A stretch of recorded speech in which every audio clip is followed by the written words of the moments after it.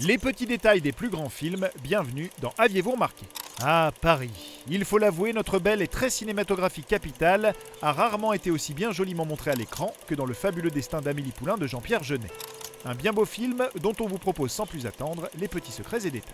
Et pour notre premier arrêt, pas besoin d'aller bien loin puisque les premiers détails se trouvent lors du générique de début. Alors que l'on voit la petite Amélie s'adonner à des jeux d'enfants, on peut remarquer que chacun de ces jeux est lié au rôle du technicien visible à l'écran. Par exemple, lorsque l'on voit dialogue, on peut voir la bouche de la fillette à l'envers.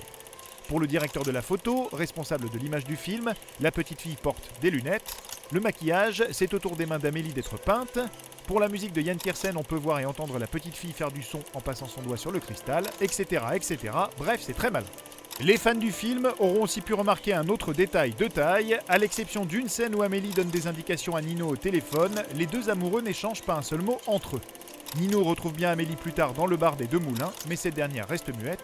Amusant, n'est-ce pas ? Outre ces détails, d'autres petits secrets restent bien sûr à voir dans le film, comme le fait que les cailloux que fait ricocher Amélie sur le canal Saint-Martin dans cette scène sont en fait reproduits en images de synthèse, car l'actrice Audrey Tautou n'arrivait pas à faire ricocher des galets sur l'eau.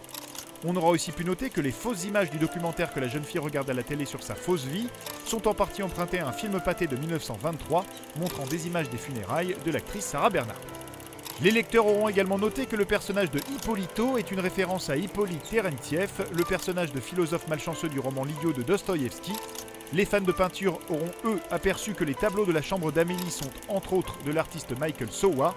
Enfin, les fameuses introductions rigolotes de personnages dans le film, comme celle d'Amélie qui aime bien briser la croûte de la crème brûlée avec sa petite cuillère, ou encore, tout comme vous, aime bien remarquer dans les films le petit détail que personne ne verra jamais, viennent en fait d'un ancien court-métrage de Jean-Pierre Jeunet intitulé Foutaise, mais ça bien sûr, vous l'aviez remarqué. Non ?